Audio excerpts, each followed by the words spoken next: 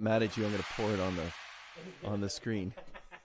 This one's rolling, but it's just a backup. So just give me it's not going live. This one will go Facebook Live, and it's just on you, okay? Okay. So we'll put this up on YouTube later. Just give me one more test. Just on me. Testing 1, 2, 3, 4. How come they don't get to see you?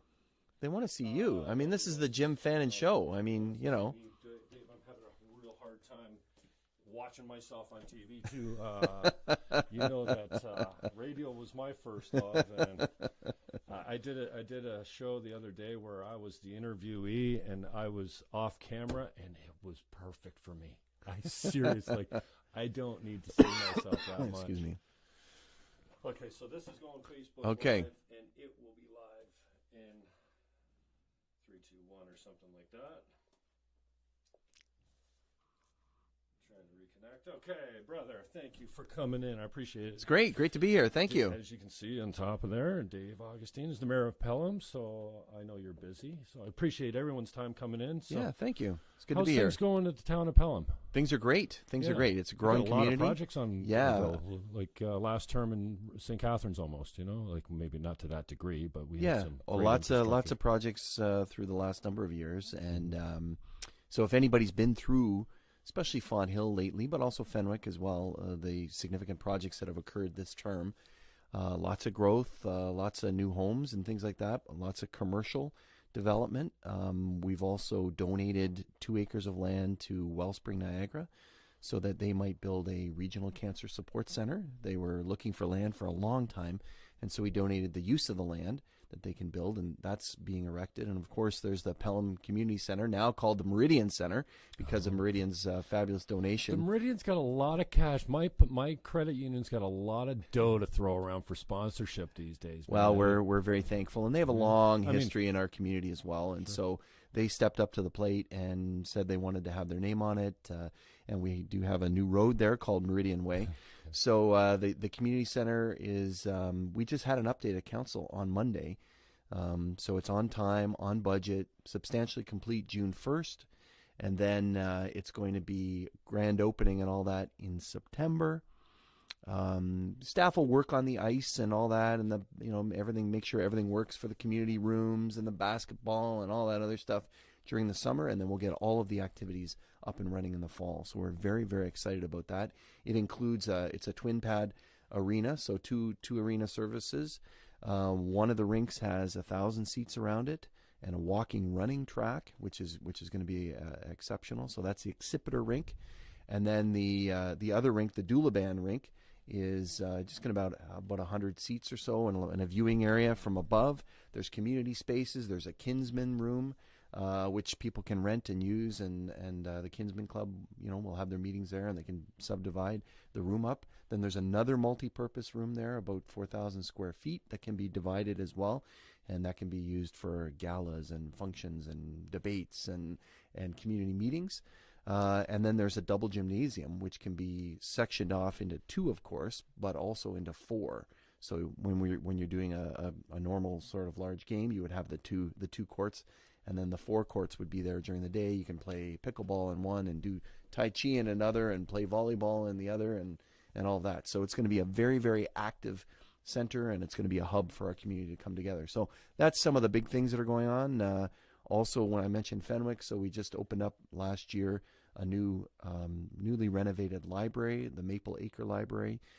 It was an old library from 1919. We added on to that and kind of incorporated the two together, so old and new, and it's a great addition to the community. And then over the last number of years, we've redone, you mentioned St. Catharines, so just like St. Paul Street was redone in St. Catharines, and many communities are redoing their downtowns, we have redone downtown Fawn Hill. We've redone downtown Fenwick as well. A couple new fire halls in there, and playgrounds. We've redone all those. Skate park, dog park. So very, very active in terms of the changes that have occurred in our community over the last number of years. Sounds great. Yeah. What's your connection to Wellspring? I mean, I've got my own connection there, but what a great, cancer support center for survivors, or even the ones left behind. I think it was really cool. That's right. Well, Mantini's such a special woman, is. and I knew Aldo just for a very brief time. before his death, and was actually at his deathbed. And that's the first time I think I witnessed beauty in death. And he was just a great guy and huge sense of humor. And so I get a special connection with those girls and especially Anne. But why did you focus on them? So I didn't know Aldo. Anne is just so passionate about it, and obviously each of us knows so many people that are affected by cancer across Niagara, and just the service that they provide in the small facility they have in Thorold, the 2,000 square feet there, is just second to none. And I've heard of so many people that receive so much care there, and so have members of council. And so a couple of years ago, when we heard that they were looking for land and they had a couple of deals that maybe were going to come through or not come through or whatever, we worked together with a developer in our area to kind of swap some land, and we said we wanted to give them the use of that. So it's we've donated the use. It's for as long as they need it. Hopefully there will be a cure for cancer, and they give it back to the to the town. He's going to cure cancer. But so there we go. Heard it here first.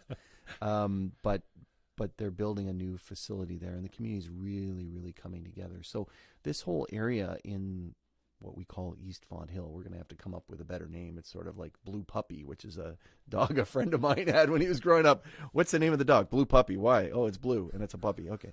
East Font Hill. So we'll come up with a better name for that. But it's really a hub. It's an area. So it's right across the street from the community center. We're also working on trying to get some doctors there as well, just down the road, and have a facility for medical doctors with allied professionals. So really this kind of community hub is the vision that we have for that area of town, and then there's all kinds of other developments occurring around it to activate it, to make it a more complete community. That was the hardest part, was as we were doing the planning for this area, how do we make it so that it doesn't stick out like a sore thumb, but rather is as integrated as possible. So people will see some roadways that we're building, Summersides Boulevard, that's going to link us with the downtown. That'll be done this year, probably before the middle of July. So anyways, in terms of the connection, so many people have connections with cancer and need that support, and just amazing support that they have. That's so great on them for providing a valuable service for something that's badly needed. We also showed them a map, and we said, because their clients come, or their members, they're called, come from around the region. We showed them a map and said the drive time to Rice Road Highway 20 for 90% of the population in Niagara is 20 minutes. So it's the ideal location as well. Right. Third term as mayor in Pelham. Yeah. The region must be frustrating the hell out of you. It's frustrating to watch. Are you running again? I mean, I don't know. People are saying run again or run for the hills or... well, no, I'll tell you what I'm hearing everyone saying, and I always say it has to come from the source, so you got to be talking to someone, but everyone says you're in for chair. Yeah, so I heard the same about you. Right, I heard the same about you, that you were running for chair. You're going to run provincially to get your name. You're going to run provincially, get your name out there again, and then run for chair. That's what I heard. I don't know. You heard it here first, ladies and gentlemen. There's a lot of frustration about the region and the way in which things have been occurring at the region. I spoke about it last Thursday because we were talking about the Shape Niagara thing, and I said, now's not the time to do that. There was no traction. No, sorry to interrupt, but I want to stay there before I forget about it. No one picked up on that. And you've got supporters on council that usually... well, I didn't like go and tell anybody and say, hey, I'm going to talk about this. But it just seems logical to me. I've talked to another bunch of councillors after. Yeah, the Shape Niagara. Shape Niagara. Right? And I talked to You called it electioneering, just so people know. Well, when it says, over the last 3 years, it's been amazing in Niagara, you can kind of go, okay, who was here 3 years? It's kind of embarrassing and self-serving for those of us that are serving. Niagara is a fabulous place, but we can make it better. And that's what we need to focus on. Don't go back and say it's been a great... Everybody can agree, I think is the language. Everyone can agree that Niagara over the last 3 years has improved dramatically. Well, there's a lot of people that say no, that the region is disorganized and chaotic. And how do you get these things? Initiative? Where'd that come from?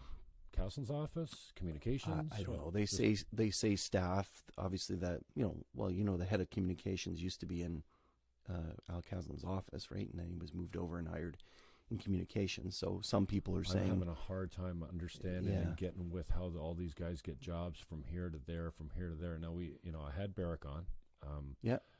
And I told you before the camera started rolling. Now I'm struggling with a little bit of my shift because I'm a loyal guy, and that means I'm loyal to what I believe too. And so when I feel myself shifting off my beliefs, it's painful. Like I don't understand why I go, hey, Ben Shapiro, you're right on that one. Yeah. He's far right. He's an Orthodox Jew. I mean, I don't share a whole lot of his beliefs. But on the big ones, like freedom of speech, I do. And same with Barrick, when he stands up. Blah, blah. So I had Dave in. I said, how can you think it's cool to sit on the NPCA, to take a leave, and then get hired by them? Yeah. Like that's a receiving benefit in my mind. He goes, no, it happens all the time. Tony Quirk, said the same thing. Sandy Annunziata, pretty much the same thing. Yeah. The move that it's Carmen the same made, same move. NPCA. He takes. Well, ask your viewers. Ask them. Does it make sense if somebody's serving on a board that they take a 5-minute leave of absence from the board and then they're hired? Sorry, not 5 minutes. A couple of days. No, I get it. Exactly but they're hired. To how long they've been serving on the board, they take. And they're not even break, hired for the job that was advertised. They're hired for another job. Does that make sense? No. Most people say, well, you should. Like, you're on the board for a reason. You bring skills to the board. We want you on the board. Well, what are you doing? And then there should be that separation. And that's, I think, what's wrong to a certain degree with municipal politics in Niagara. There was an article last week. Everyone's nieces and neighbors are getting jobs. That's right. So that's nepotism, right? Yeah. But this is the kind of the overt nepotism where you take somebody from the board and you put them in a job, or you take two people in the case of the NPCA and you put them in, and then they get hired, and then they get hired again, somewhere else. But people expect us to do exactly what you said. So cut the party politics out. If there's a good idea somewhere in there, let's support it. So you'd say, just as you were talking about, and maybe for your viewers, it was off camera, you're saying some people have some good ideas. I want to take those. I want to take these good ideas. I want to take these good ideas, put them all together, and that's where I want to go. And that's the beauty of municipal politics when it works. When there's a respect around the table, when you can do that. And people don't say, look, I'll scratch your back if you scratch mine, and that kind of thing. Voting in blocks. Yeah. The mayor's voting together. Yeah, well, and it's more about what works for communities and the thinking that I think is important, and trying to get those voices together. So when I am chairing the meeting as mayor in the town of Pelham, small council, 6 of us plus myself, and if somebody comes up with one view and then somebody comes up with another view, and I kind of say, okay, I'm hearing this and I'm hearing this, council, what do you think about going this way? It's kind of in the middle, and maybe that's like watching sausage being made, but that's what people expect. They expect you to take the views of those that are representing the public, bring them together, and move together what's for the positive. For so much of this term at Region, it hasn't been that way. It's been, oh, you're saying it, it's black, it's white for me, you're always black, I'm always white, whatever it is. That's not healthy because it comes from you. Exactly. Do you find yourself getting dragged into that ideological trap? Like, that's so-and-so's, I'm not going to support that. Well, there's a lot of people that say that. It is difficult to kind of break away when it starts that way with the term. And all the votes for committees were there. I mean, they had scoring sheets with who am I going to vote for? Oh, yeah, right. That was arranged ahead of time. All those different things. It doesn't make sense. Castlin, what did he do? I don't know if he blocked me or something, but I chirped out before he was elected chair, appointed chair, by your group, and I'm kind of back and forth on whether we should have this election at large or not. And well, it's decided. We can talk about that. But I chirped. Well, we all know it's Castlin for chair before it happened, and he gets all. Well, I mean, I think he blocked me or whatever. It's something obviously that says, well, I'm not down with you anymore. So it's not okay for Jim Fannon to say, well, we all know who chair is going to be. Right. And then he becomes chair. Yeah. And so, and in David's, I'm not here to defend David, but these guys say, one, it happens all the time. There's nothing to prevent us. Sometimes the guy on the board has a little bit or more or the most insight into the organization that he's being hired for, and then they fall back on this other one. Well, I got my job there, and then there was an election in between, so it must be fine. But you know as well as I do, especially with the low participation in voter turnout for municipal elections, people aren't rolling up. They don't know where Dave Barrick works, how he got his job. They care enough to vote, but they don't have all the information as far as like all this kind of stuff. So I find it really difficult. And now we're seeing this, and now, you know, I chirp. I hate being an asshole, but it makes me feel like people are in the dark on this kind of stuff, right? And if they knew more about it, maybe it would change the vote. So in St. Catharines now, we create, and I don't have any problem with the candidate. He might be I know him a little bit. I tend to like him. You know, he's always, been very respectful for me. But they create, in St. Catharines, they're creating a deputy CAO position to bring this guy in. Oh, they did the interview process, but the word on the street and all around council from everyone I've talked to was it was his job. Don't even apply for it because he's in. So when it's a worst kept secret going regarding a staff, and in this case, they're creating a position. I guess, well, maybe it existed before. Just to defend that, I can see your point, certainly, and I didn't. I was surprised. I was surprised from where I am in sort of South Niagara to see that he had moved. You're talking about David Oakes, right? But I wasn't surprised that there was the position because they had created that, 6 months ago. It wasn't like they just created it and filled it immediately.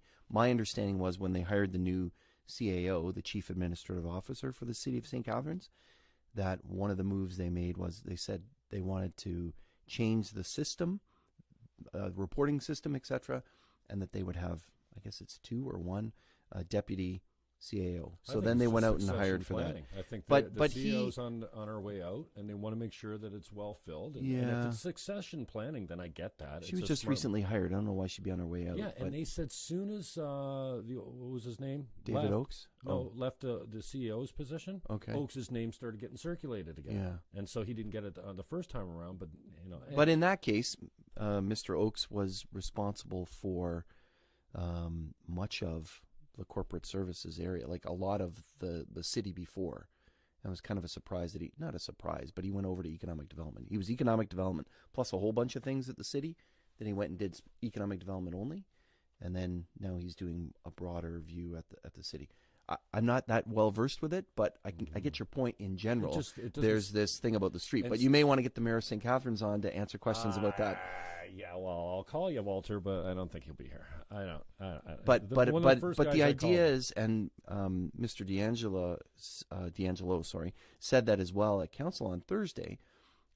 He said, "I want to find out how my name got out in the community." It was out in the community ahead of time that he was going to be appointed the CAO of Niagara Region. It was out there. Lots of people were talking about it. Just like Castle's name was out there. Yeah. Just like your name for chair's out there. Well, and yours. Dave, I've been constantly frustrated by I don't know if identity politics is the right word here, but it's certainly the politics of personality. I oppose... we don't even need a code of conduct for as far as I'm concerned. You break the law, you get reported to the police. If you're convicted, you're removed from office. I mean, I don't know if you're supportive of recall mechanism, but I'm starting to look at it and say, hey, this is a pretty good idea. The double direct thing, Walter's initiative, and similar, and the whole council. I don't know if you'll take my call, but here he's trying to license income properties. So we have 300 people there last night, or 200, right at 6 o'clock. And it's an open house. So they're just walking around. Walter's not even there. You can't even talk to it. We thought it was going to be a presentation at Mike and kind of a debate and kind of here's our concerns. No. And the word on the street is, well, he's just looking for an easy win before the election because he hasn't really, everything he's brought forward has died. Double direct as a result. distraction. Yeah. The integrity, the multiple meanings we've talked about. Forget the complaints. Just, are we going to have an integrity commission? Yeah, Which one's it going to be? So you started, I'm confused because you started talking about the politics of the personality or the individual, how you phrased it. Mm-hmm. How does that?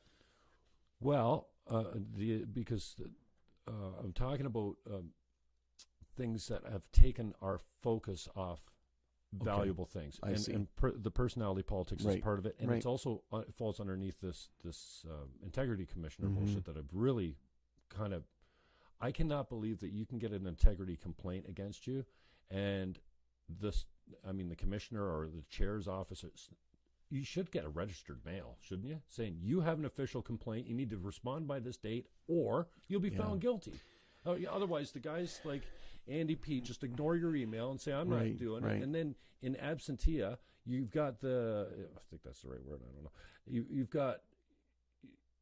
You don't get to face the complainant. You don't know what the complaint was. If you don't talk to the Integrity Commission, and then your observation is the one that many have talked to me about. They say, well, I don't know what's going on over there, but it doesn't appear to be working. Development charges, it's a big fight, and then we didn't even get that right, or other things that we do. Yeah, the Integrity Commissioner, you dip your oar in the water on that and say, we're going to fix this, we're going to do it, and then all of a sudden 6 months later it's kind of this big mess. Blowing up. Yeah. And a lot of people are talking about that, and it is sad because one should be, a council should be thinking about the bigger, broader issues, and that's I think what the electorate expects. They expect us to obviously act appropriately, but more importantly, or maybe not more importantly, but as importantly, they expect us to focus on their needs now and in the future.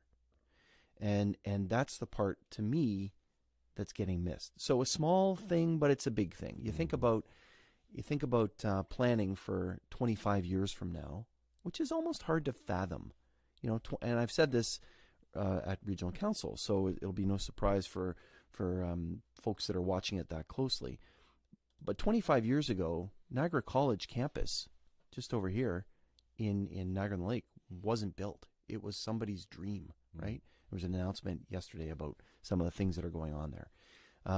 The casino wasn't here in Niagara 25 years ago. And a lot's changed as a result of that. And you think about the growth and the changes. You think about the manufacturing industry 25 years ago and how many people were working. You could say GM, anywhere, a lot of those. So when you think about moving the Niagara Peninsula forward, really that's the time to do it. What do we want to focus on? And I always find that if you're able to kind of focus on that future, then you can see where the steps are now. A canal just doesn't get built like this, or tunnels or roadways or systems. So although it's absolutely wonderful that we're focused on transit and go, and we have an announcement, and that's great. But you think about, shouldn't we be thinking about light rapid transit, LRTs? Hamilton's doing it. Ottawa's building one. Waterloo's building one. They got $1 billion in Hamilton, and we're happy for it. It's great. $180 million over 10 years for our transit system.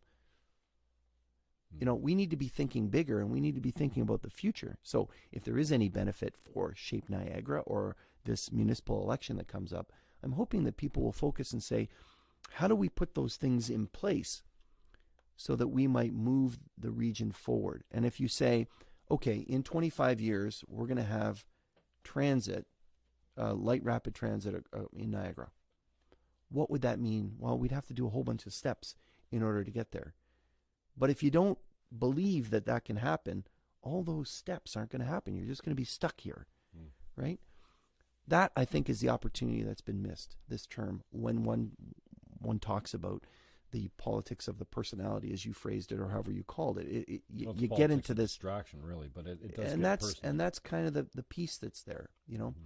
There was discussion last council meeting about long-term care beds being redeveloped.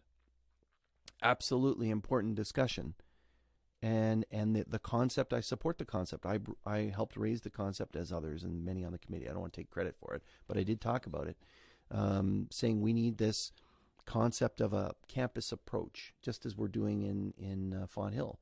We have the essentially a wellness center, and we have Wellspring, and we have commercial, and we have other things there. So if there was a long-term care home that were built, loved ones could get there, loved ones could shop and bring stuff and do whatever and interact and bring people around, instead of building these things in the middle of nowhere between communities.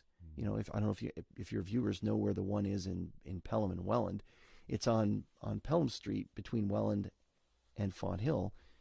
There's nothing around it, and people are saying, well, we need sidewalks, we need this, we need this. So anyways, the concept's there, and that's where we need to focus. Let's start developing what those sites look like. Let's get the community excited about that and involved in that and planning for that. And that's a bit of another, I asked the question, when are we going to do the design for this? Well, that's still down the road. That's, I think, what we're missing when we have the politics of distraction. Mm-hmm. What are you proud to have accomplished as a collective group, as the Region Council this term? I think they would say a lot of stuff that happened at the start of the term. You would say, I start that by saying you can't go. say GE or go. GE or go. Well, it's interesting because those elements are success, but they do follow through on the work of other terms, right? So GE is a perfect example of that, and I want to give full credit to Vance Badaway, who was the chair of something called the Gateway Center and Zone Committee. And also an Eagles fan, I believe. I just heard that on the radio the other day. There you go. Flyers and Eagles fan. Flyers, certainly. He was in the community center. He's proudly wearing the Flyers jersey. But he spearheaded, and a bunch of us were on the committee, about how might we take these employment lands in the Gateway Zone, as it's called, from the province, and turn them into something and give incentives, just like you would in the downtown. So in the downtowns, for your viewers that may not know, there are incentives for people to put residents there, to fix them up, to match design guidelines, etc. Vance's idea, and others, was, could you turn that into for industrial? And so waive development charges, have a certain look and feel. Deferred taxes, tax increment financing is what it's called. Can you do that? Because really you can't almost do that in Canada, but they do it in the States, and we're so close to the States that we need to be able to compete. No, why is it so that was all put in. Is it seen as it's sort of bonusing and under the Municipal Act, right? Or could be conceived as bonusing. But if it's for a specific purpose to increase industrial expansions, etc., well, then it's not. And under these rules, so this committee put this in place, and GE is taking full advantage of both the incentives from the region and from the city of Welland. That was part of that discussion. But there's a lot of, with that vision, there's a lot of heavy lifting that occurred in previous terms. And it was great. I don't want to take anything away from anything that anybody's done on GE, but to have those tools that they can use to try to get GE and other companies here, that's so important. The Go file, again, it's an amazing announcement. We are planning for it. We are working on, and you'll see some of the open houses and things like that to plan what the development around it should look like. But I said about 2 weeks after, I said, well, this is great, but can we move it ahead? Can we make it faster? It's not sequential. The plan, I don't know if your viewers know about the plan, but the plan is that essentially it's going to start in Niagara Falls, go to St. Catharines, through Grimsby, and link up in Hamilton. You step off one train, get on another train in Hamilton, and then go to Toronto if that's your final destination. Because of that shuttle system, I'll call it, that means that it's not dependent on this station being done and then this station and then this station. You can actually do it in tandem, sequentially. I think it's hard for the province and the region to work with CN, But I think there's a bit of a missed opportunity as well. That needs to be accelerated. And I'm pleased that the chair is now talking about it a couple of years later to say we can do that. But it's something that we should have been focusing on. So, but those are important things. And the same with transit. So now that we know GO's coming, what about our intermunicipal transit? Shouldn't there be, is that our long-term vision? Shouldn't there be one transit system? That's not what's being planned. My understanding is it's kind of a hybrid pilot project. The region will still run the region lines, and the cities and towns will still run the cities and town lines. We have a little transit system in Pelham, which works very, very well and is growing, and we appreciate the province's support to expand it. But wouldn't we want a fully integrated system? We don't care who operates it, as long as it kind of is integrated as much as possible, high quality, in the right time, at the right areas, and an expansion plan in place. Mm-hmm. That's where we need to be going. So maybe if you could just focus down on a little bit more outside of GE and GO.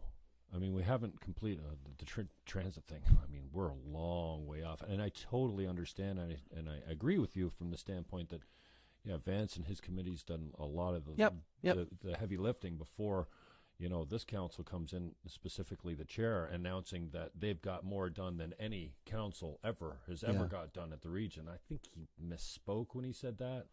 And, I ran into him at Zare sometime afterwards. I'm like, hey, Al, sorry, man, but... well, maybe you should come on your show. You can't say stuff like that, man, because guys like me pick up on it, and you can't, you're offending everyone else that's ever sat on it. I said, I even prefaced it by saying, I'm sure you didn't mean to say what you said, but it sounds so arrogant. So, and I totally get that, one term of council isn't going to say, well, yeah, we landed this and we did it all on our own. But can you point to something else you're proud of getting done? I mean, you've been there for a while.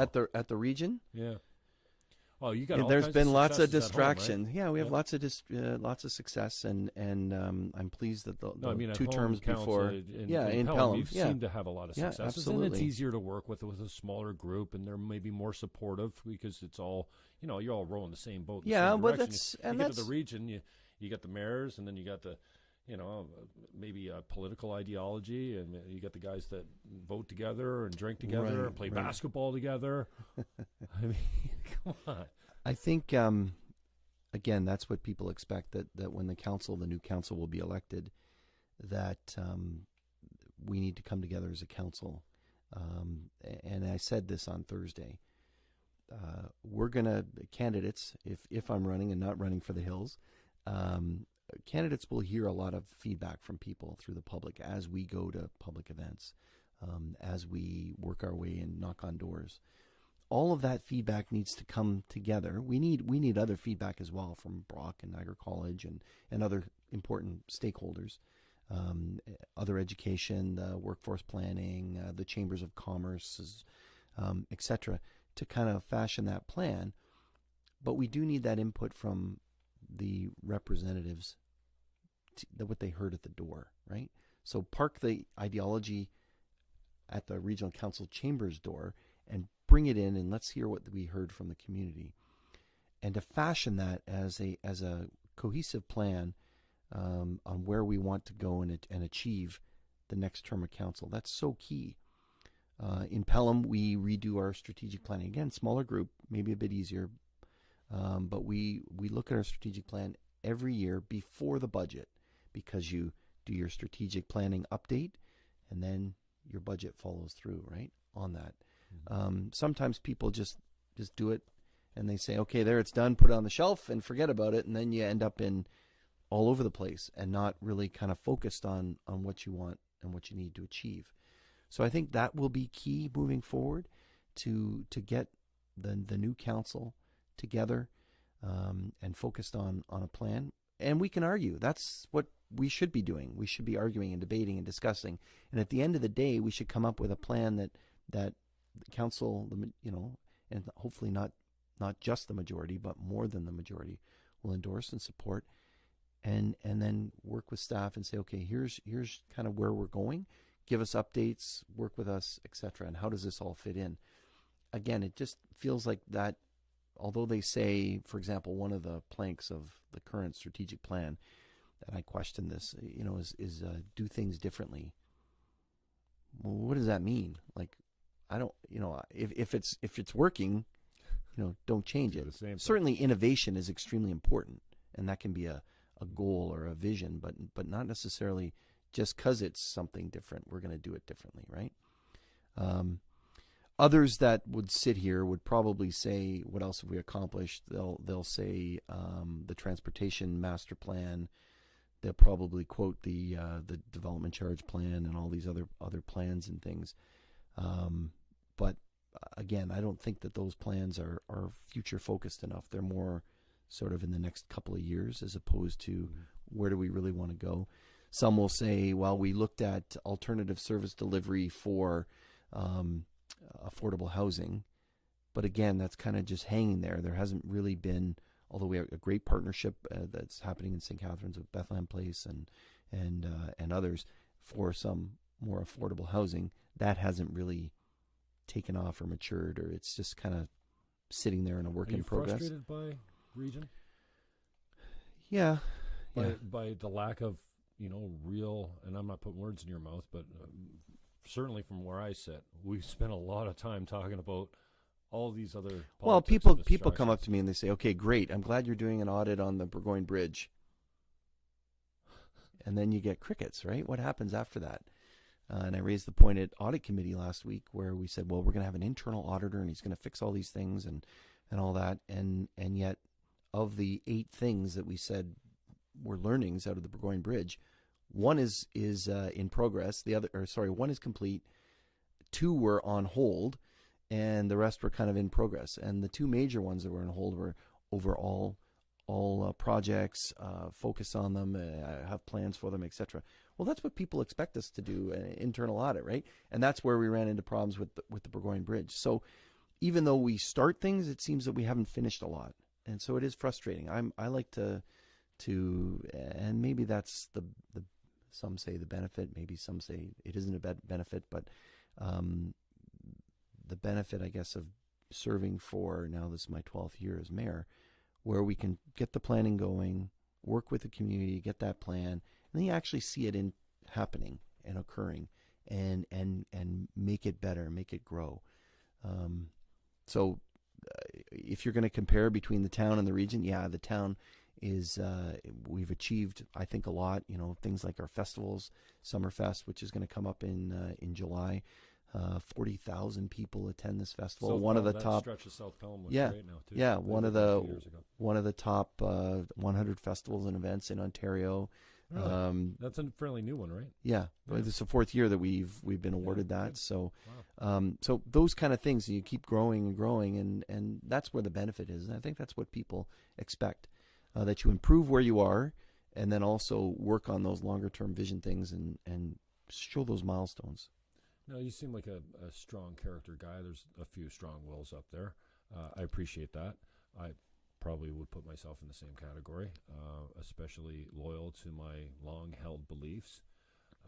Not so easy to get me off those points, and I appreciate your comments about we need a debate. Yeah, nothing gets changed, nothing gets made better without pain, without a really difficult conversation. Yeah. Do you remember last time you came off of something where you flip-flopped, essentially, where you learn, or you got some more information, and you go, you know what, like I was saying to you earlier, I'm not the guy I was as a 24-year-old Green candidate. I just don't believe those things anymore, and it's been painful for me to experience because I thought they were truths. Right. I don't believe those truths anymore, and for me, I'm like, wow, that's not right. So, and I can appreciate it in a politician, somebody that goes, you know what?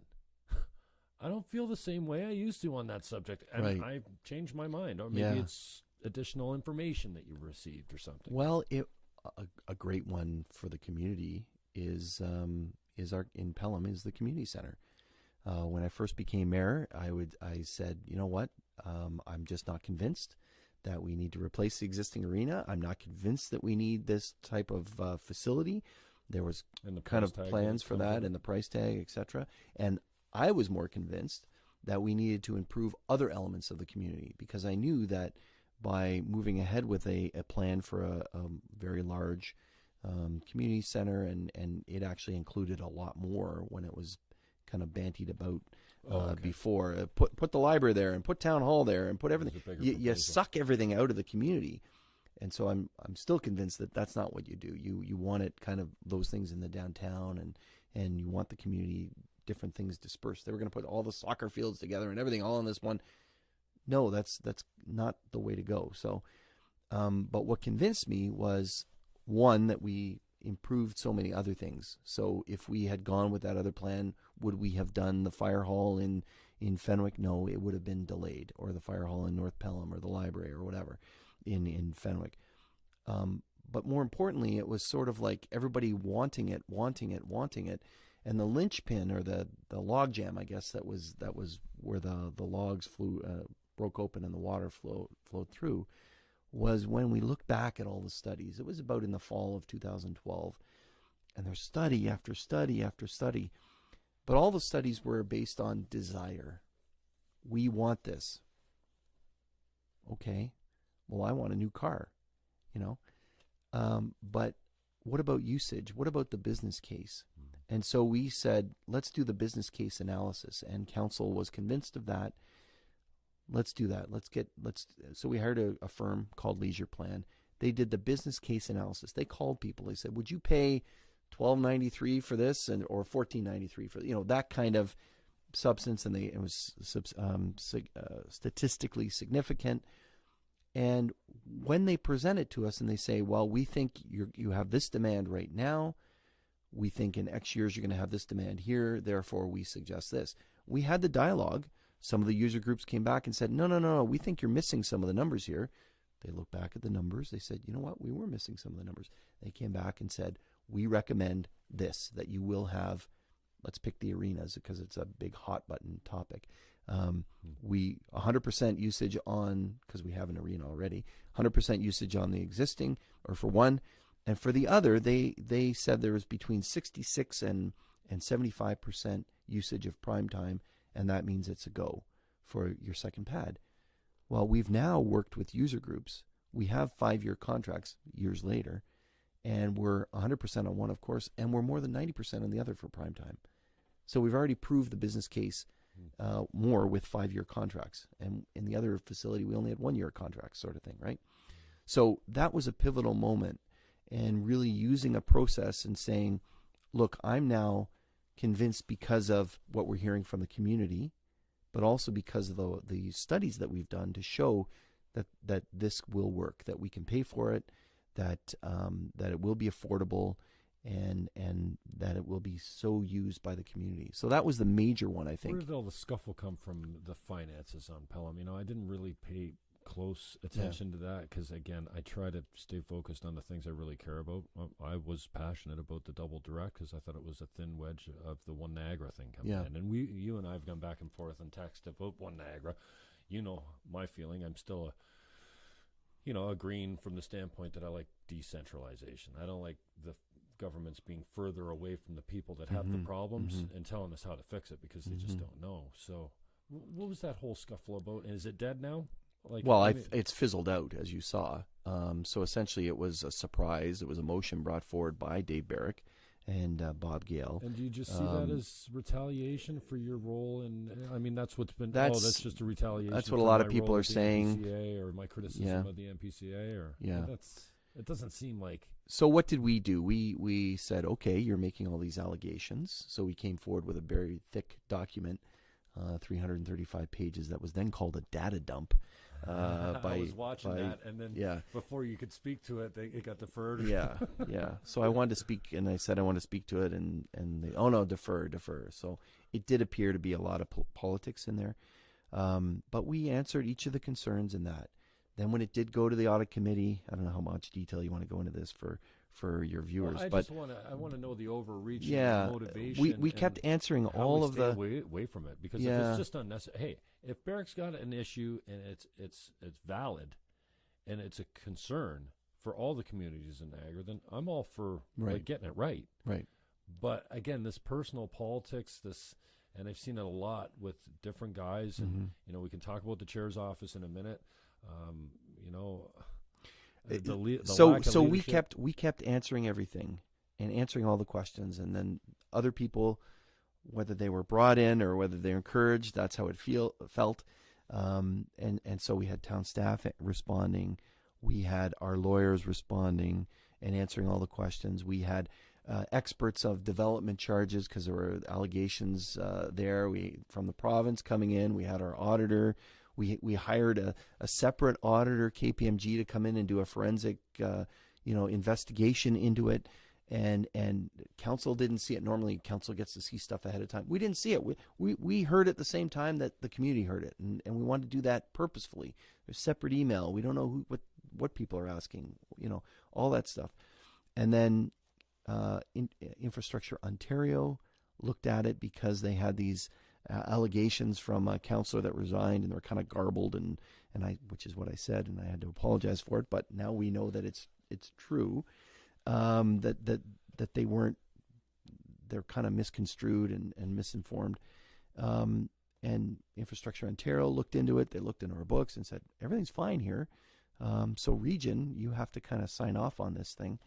And then regional staff looked at it and said, it's fine. So it's fizzled out, but at each step, we took it seriously and we addressed the concerns. And had third parties come in independent of us and respond. I'm not a lawyer, so let's get the lawyer to answer that question. So I don't know what the motivation is or the rationale, but it sure felt like it was personal, unfortunately. And this question is not just for you. I asked Barrick and Annunziata the same thing.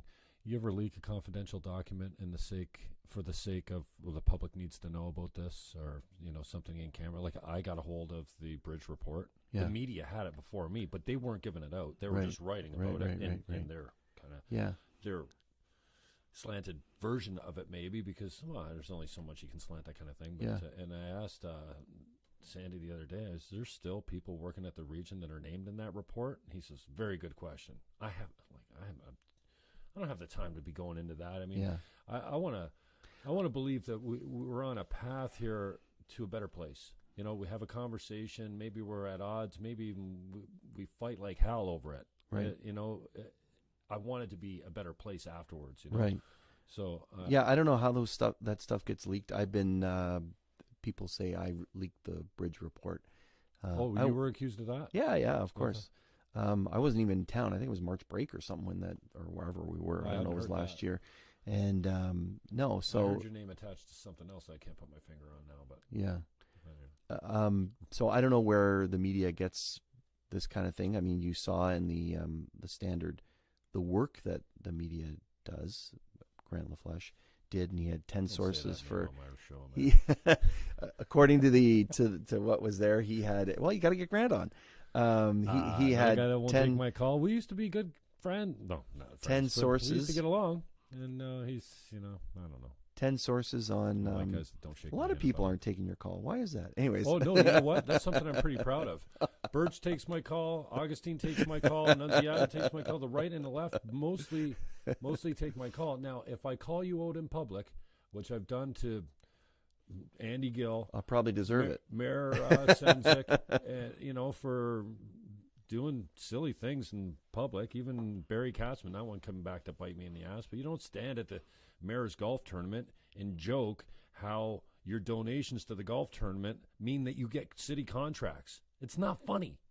But when you go on the radio and you bring that to light, he said it 5 times. It was in a pub. There's 500 businessmen there at McMullen's thing. Interesting. So, I can't sit there and go and not say anything about it. But then I probably shouldn't go on McConnell's show and go, what's up with that? Because then the mayor's going to come on and go, no, that's not how it works. And I like Brian. I didn't see everything that but I at least was able to work with him. I was able to work with Birch as well. I mean, the 6-lane pool was a great example of guys.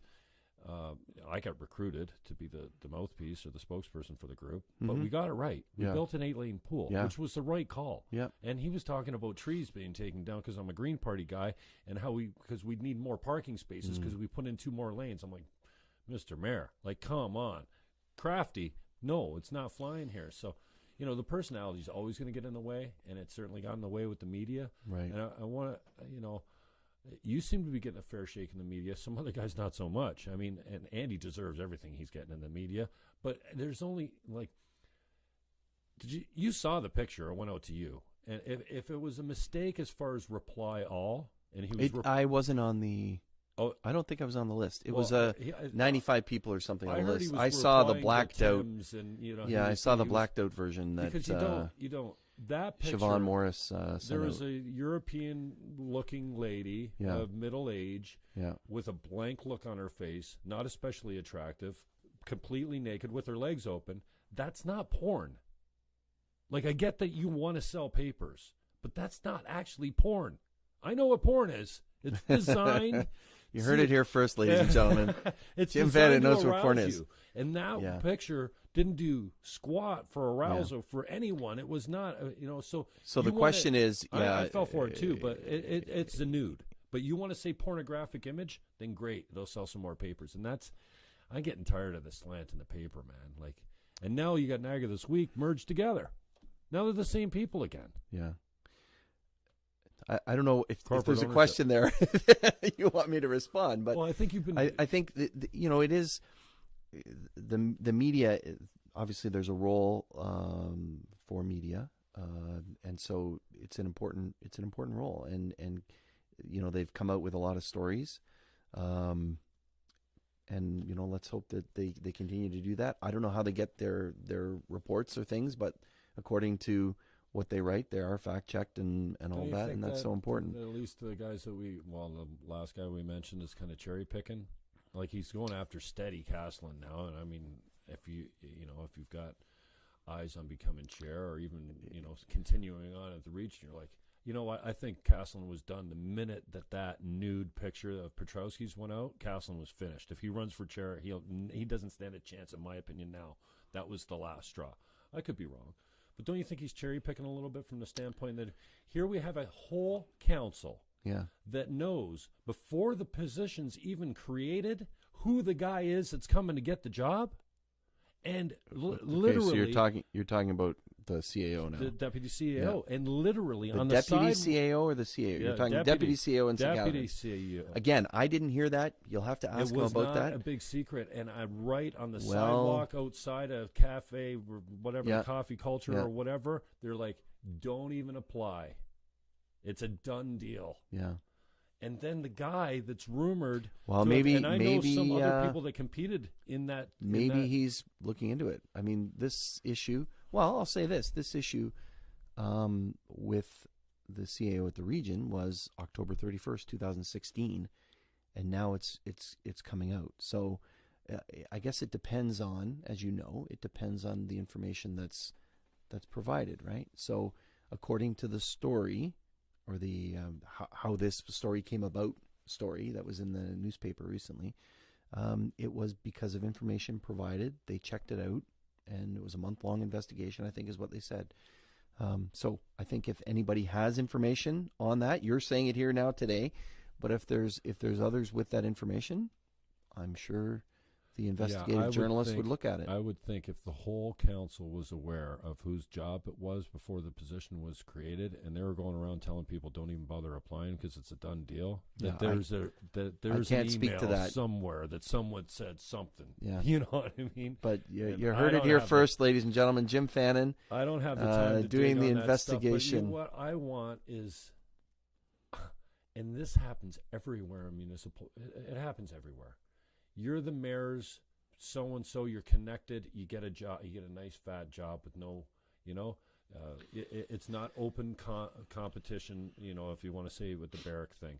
You sit on the board, you take a leave, you take a contract from that board to restructure the organization, and then what do you know? You get the CAO's job. Yeah. Like, it's just reeks. And I think then you're hired at the police board to do the survey. Yeah. Or you go from here to there, and then they want you back. And I'm all for retention of talent. I like Dave, and this is not about Dave. This is about things that reek. And if it reeks to me, there's a couple other people, but you know what? most people don't give a shit. They don't vote. Well, they don't I think, care. The loudest voices are the most pissed off ones, like maybe me and a couple other guys that will never come off their position. I think people care for a bunch of reasons. I think they care because, it's public money, right? So we want to make sure that it's fair. We want to make sure that nepotism doesn't occur like it's said to have occurred in the past, right? So all municipalities have looked at their hiring policies. We've looked at them a couple times since I've been mayor. You want to make sure that it's as open as possible, that there's no political interference. To make sure it doesn't smell. Exactly. And so it not only needs to be transparent and open and all that, it needs to appear that way as well. Right. And I would agree with that. Right? So people expect that. By the same token, people also expect that for everything, the spending of public dollars. And we've gotten into a lot of issues and debates. You talk about the debates about procurement of certain things, the buying of certain things, right? Oh, yeah. This contract, Parmalat, was the whole thing with the thing and not local. Okay, well, I can understand why. And I did vote to support it because they had the best price and they were following along. And now we found out that there was something in there, or there may have been something in there. The OPP apparently is still looking into that. Insurance as well, those kind of things. Why is that? Well, we want to make sure that we're not like those countries where you can pay somebody off and you win the contract, or you golf in the tournament and win the contract, right? So people do care about that. They want to be sure, especially business owners, they want to know what it is. They want stability. They want openness. They want a level playing field. And the guys like me, there's, armchair quarterbacks are sitting back and they go, hey, what about me? Right. I'm a good guy. But there could be things. Done that job. I want my piece. Right. You want to be able, if a municipality is selling property, yours is real estate, right? Selling property, you want to be able to bid on that and say, I'm the best salesperson to sell it, and you want to know that it isn't some backroom deal cooked up with whoever it is. But doesn't it always seem to be? Like, is it? Just it doesn't always seem to be. It's too often. It feels like that a lot. It seems like every time we trust a politician with our money or our decision or hiring or whatever, we're looking at the wrong end of the stick. So the media does raise a lot of issues when it comes to it because councillors raise those issues. And I think they were saying, if you look at the, again, procurement or the purchasing at the region, well, 99 or 98 or whatever it is %, there's no problems of all the purchasing of the at the region, right? So it's those ones that are they indicative of other purchasing things, and you have to guard against, and that's the role of a counselor, to make sure that okay, I heard this. Can we go investigate it? Can we find out if there's some substance there, that there's a problem, and if not, let's carry on and let's put in rules in place and make sure that people follow the rules, so that procurement occurs appropriately. But you're right. The ones that don't, or the ones that appear not to, are the ones that gain so much attention. 3 terms as a regional councillor as mayor. Yep. 12 years on as mayor. So you've gone through 3 different chairs too. Gary Burrows. Yes. Yeah. And then who's before Gary? Chairman Partington. Oh, right. Peter Partington. Give me a grade on Castle's leadership in the chair. I don't know if I want to do that. I think Chair Partington, and maybe it's because of the experience that I have had. I think there was a time, there has been a time when council has worked together, and it does take strong leadership in order to bring a council together. And if there's issues, you work on it, right? So you think Peter was a strong leader in chair? I definitely think he was. I think he, I had a great relationship with Peter. I don't see him that often, very much now. We get together we talk about things. We grab a breakfast. He'd come to Pelham. We'd talk. We'd say, okay, what are your goals? And I'd say, well, these are the things we're working on. Here's, one of the things that he championed, for instance, again, being from St. Catharines, but he still took a more regional view, was the extension of the 406, right? And that was huge for the region. And he was the one actually that led the discussions for the Burgoyne Bridge and to get the money from the feds and the province on that. And Gary Burrows, when he was chair and did the announcement, acknowledged Peter Partington's work on that. So that bridge goes over 3 terms. Yeah, it's a long project. So seeing those regional views are so important, and leadership is key on that. Trying to work together with people. There's always dusts ups, but I don't recall as much on the politics of diversion. It was more focused on, as you've called it, and I agree with you, on sort of the future and the focus of things. Peter termed the word One Niagara in terms of one voice, and going to the province and saying, okay, we can compete internally and all of that. Suggest that we use that's correct. 12 communities, or 13 with the region, speaking as one voice. And for me, somebody said when that was actually news, this is why we need a One Niagara. I'm like, well, this is exactly why you don't. Because look, you made it work. You figured out how to work together. Right. Now, I want to get you out of here because we could keep going. It'll be 2 hours before you know it. So I want to get you out of here because you got another appointment at Brock. What's left to do now with the silly season upon us? With electioneering going on, there's people making new friends to get new positions. And hey, Dave, you're going to announce. You don't announce on my timeline. You're going to announce your future whenever you feel right. So I just want to say, I respect what you do. I think it's a wholly and completely difficult thing to do. I've run in enough elections as the black sheep or the fringe candidate to know the people, how it feels when people go, beat it. And you've got pretty dirty with some of these squibble. You've been in the middle of a lot of this stuff, and I appreciate that. I don't always agree with you. I don't always agree with anyone, but I appreciate your character to stand up and take the arrows. But just your thoughts on, is there anything left to do before we actually put the sign up, re-elect? Yeah. Well, I did speak about that on Thursday. There's a lot to do. I think the public is going to be expecting, what's next in terms of transit, which was such a big issue. Have we hit that? Have we achieved that? The Go file will obviously be important on that. Wetlands and all that. That will probably be an issue because people are wondering. These investigations that are going on, the politics of diversion, there's going to be this investigation now about the hiring of the CAO. There's going to be the investigation about the taking of the reporter's laptop. That's going to be coming out sometime soon, where we heard kind of allusions to that in the next couple of weeks. Who knows? There's the Auditor General and the NPCA. So and those several other integrity complaints too, right? Yeah. I don't know if there's several others, but those types of things will come out.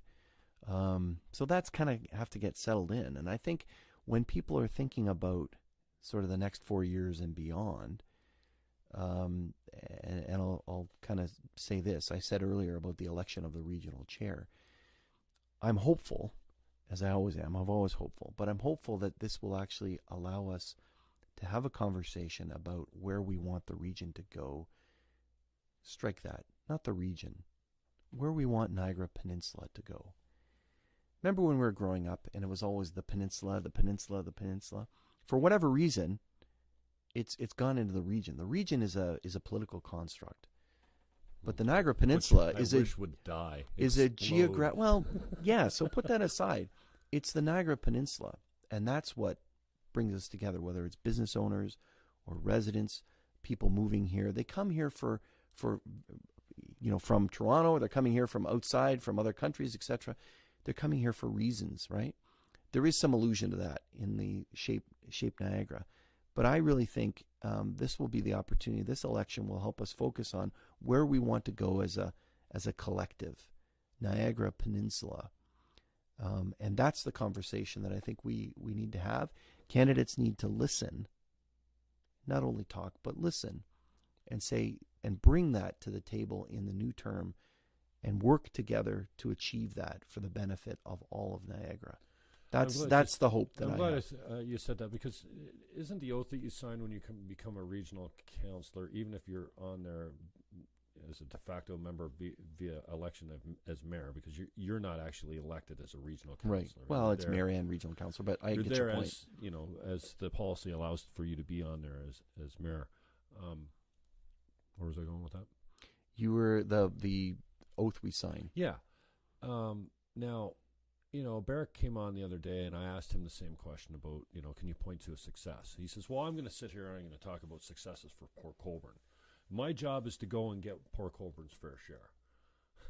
A very parochial answer. And, hey, I'm good with that answer. If that's how you roll, then that's how you roll.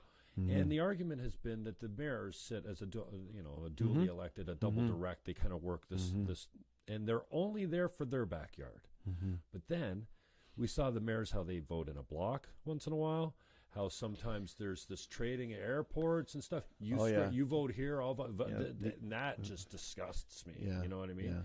Yeah. And so if the letter that you sign, the oath that you sign, is that you will represent what's best for the region at all times, then how can you go there, as Dave said, or as the mayor sitting at regional council, you're there for Fawn Hill. You're there to make Fenwick and Ridgeville and North Pelham. You're to make sure that you're in charge as a mayor gets their fair share. But I also signed the letters, as did the other mayors, for the extension of the 406. And for the wastewater treatment facility in Niagara-on-the-Lake, saying that was our number one priority, and the Burgoyne Bridge, saying that's our number one priority. So it does work. It can work. I'm going to be signing a letter about some federal money for what's it called, Smart Communities Fund, etc. So it can work. It does work. I like to think of Niagara, the Niagara Peninsula, as not one voice. No offense to Chairman Partington or former Chairman Partington, but more as a symphony or a choir, where we each bring our elements to it. And if it wasn't for me in the background hitting that little cowbell or whatever it is that I'm hitting, it wouldn't have the same effect. Or the bass line. If the bass line's missing, or whatever's missing. And I think that can happen in Niagara. So we have to work together and we have to listen to each other and understand. But from watching city politics, maybe people would see this more in the city politics where they have wards. Sometimes the ward councillor and everybody kind of goes, okay, that's fine. Yeah. They have to bang the drum. They need to say, we need this sidewalk in my ward because of whatever, and say, okay, that's fine, but we're going to do this because that's... So there is some of that goes on. Mm-hmm. And so when a councillor from Port Colborne or wherever they're from Pelham, says it doesn't affect, as it did on Thursday. I was so surprised with the vote on Thursday on taxes and the rates and ratios. A few of us were standing up and saying, well, this doesn't really work for our community. The mayor of Fort Erie said that, and the regional councillor Sandy said that. It doesn't work for Fort Erie, it doesn't work for Welland, and then all of a sudden council voted against it. I said it didn't work for farmers, and then I thought that the vote would be more like the end vote 20 minutes later, what it actually ended up being. About 7 of us against it and the majority in favor, because overall on balance, but you do have to bring those voices forward.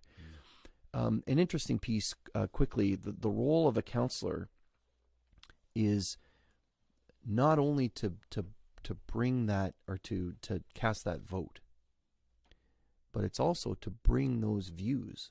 So I remember a local counselor, Councillor Ribiak, we were talking about an issue. You said, what's an issue where you change your mind? We were talking about site alteration, which is the bringing in of fill and putting it on properties and all that. It was a big, big contentious issue, especially in rural areas where that's happening. And on that issue in particular and other issues, he would say, well, this is what I'm hearing from my constituents, from the people in my area. And he put it on we wrote it on a board in that case because it was a special way we were doing the meeting. You'll write it down. You say, okay, here's what I'm hearing. At the end of the day, he necessarily didn't vote that way, but there is that responsibility to have everyone, again, from across Niagara, bring those views together. Let's talk about it. We need those views at the table. We need to talk about it. We need to poke at it. We need to see what it looks like. And then we as a body can decide which is best. There's always going to be views, and it should never be unanimous. Some things are, but but it doesn't always have to be unanimous. But it doesn't have to be political either. You say that, so I'm going to vote against it. Let's look at it and kind of come together on it. But we need all those views there. I don't know if that answers your question. It just kind of gets it into I wish we more. had time to go in. I really appreciate that you brought up the some of these public works contracts. Never comes in on time or on budget. There's no end to. We just had an update at council. Ours is on time on budget for June 1st, so watch for that. Thank you very much. Appreciate it. Thank you, Mr. Mayor. I appreciate you coming. Thanks so much, Jim. Mayor Dave from Pelham. We got Mayor Jim from Niagara Falls. July 18th. What's today? April? Yeah. May, June, maybe the July? snow will be gone. 3 months today. Yeah, maybe the snow will be gone. Mayor Jim Diodati, Mayor of Niagara Falls, will be on, and then we'll get some other guys in here. So appreciate your time. Hopefully some gals too. Yeah, we've had a few girls. Good. Thanks, Jim. Yeah, okay, we're done there. Thanks, Facebook. There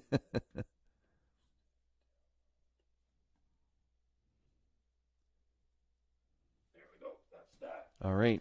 Thank you.